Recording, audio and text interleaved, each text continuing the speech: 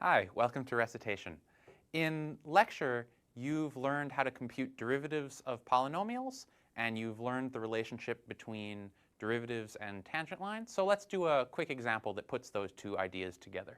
So here I have a question on the board. Compute the tangent line to the curve y equals x cubed minus x at the point 2, 6. So why don't you take a minute, work on that yourself, pause the video, we'll come back and we'll do it together.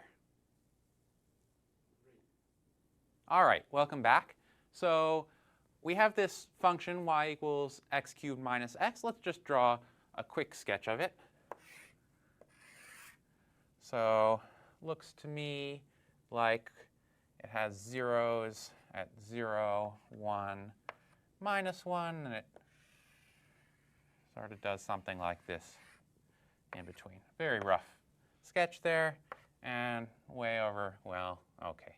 We'll call that the point 2, 6. It's a little sketchy, but all right. So we want to know what the tangent line to the curve at that point is. So in order to do that, we need to know what its derivative is, and then that'll give us the slope.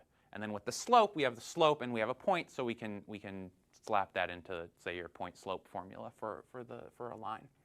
So all right, so the derivative of this function is y prime. So okay, so here we have a sum of two things, and they're both powers of x. And so we learned our rules for a power of x, that the derivative of x to the n is n times x to the n minus 1.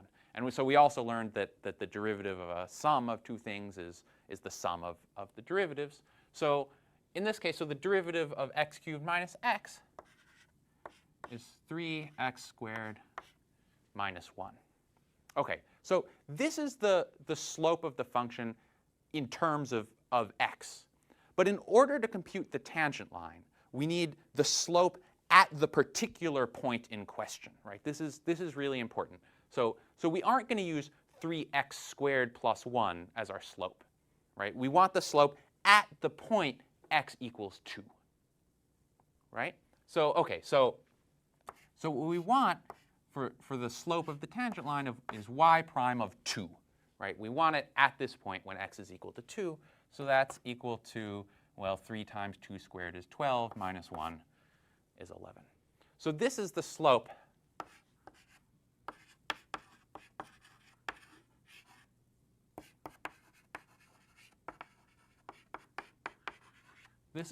of the tangent line. So I just want to say this one more time for emphasis. This is a really common mistake that we see on lots of homework and exams when teaching calculus. You have to remember that when you compute the slope of the tangent line, you compute the derivative, and then you need to plug in the value of x at the point in question, or the value of x and y. You need to plug in the values of the point that you have.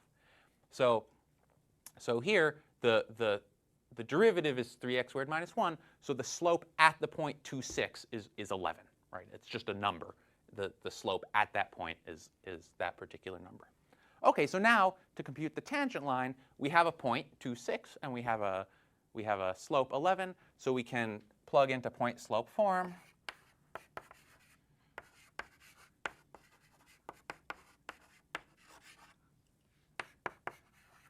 So the equation of the tangent line is, so y minus 6 is equal to 11 times x minus 2. Right? So it's y minus y0 is equal to the slope times x minus x0. If you like, some people prefer to write their equations of their lines in slope-intercept form. So if you wanted to do that, you could just multiply through by 11 and then bring the constants together. So we could say or